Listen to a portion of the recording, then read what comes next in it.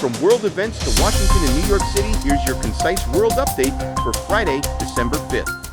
Putin is set to meet Prime Minister Narendra Modi over 2 days, offering discounted oil and advanced Russian weapons in an effort to reinforce the long-standing relationship between the two countries. Even as it has drawn sharp criticism from the Trump administration, the leader of an Israeli-backed militia, Yasser Abu Shabab, in Gaza has been killed, delivering a significant setback to Israel's effort to cultivate local Palestinian proxy forces to counter Hamas. Britain and Norway will launch joint naval patrols to protect undersea cables from potential Russian threats. Tunisian police on Thursday arrested prominent opposition leader Najib Chebi to enforce a 12-year prison sentence for conspiracy against state security. The FBI has arrested a suspect who have planted pipe bombs near the Republican and Democratic National Headquarters in Washington on the eve of the January 6, 2021 Capitol attack. A divided Wisconsin Supreme Court on Wednesday agreed to hear an ACLU lawsuit challenging the legality of local jails holding immigrants at the request of federal authorities. A U.S. appeals court on Thursday handed President Donald Trump a significant win in his bid to keep National Guard troops in Washington.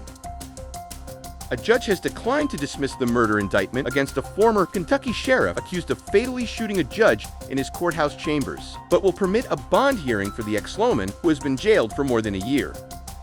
Mike Johnson will face a critical test of whether he can actually govern the passed Pentagon bill.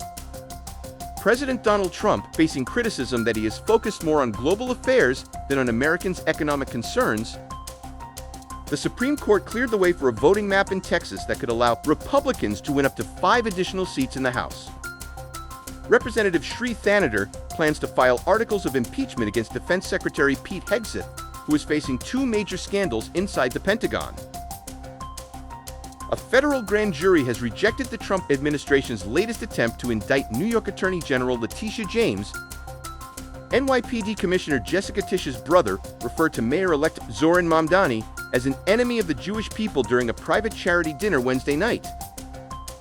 The New York City Council voted Thursday to override Mayor Eric Adams' veto of a bill blocking a rent increase for thousands of low-income tenants who rely on city rental assistance. A Westchester County police officer has been placed on administrative leave after a video surfaced showing what appears to be possible excessive force during an arrest. Anti-Semitism in the United States has settled into a durable new normal as fewer Americans feel compelled to push back against it. U.S. stocks ended Thursday essentially flat as investors parsed fresh labor market signals while maintaining strong expectations for a Federal Reserve interest rate cut next week, but dragged by Amazon. A long-discussed plan to create government-seeded investment accounts for young Americans is finally moving forward, and Wall Street is scrambling to get in on it. From the Middle East to Wall Street, you're up to date. Want the news that matters straight to your inbox every morning? Don't miss out. Sign up for the JP News email today.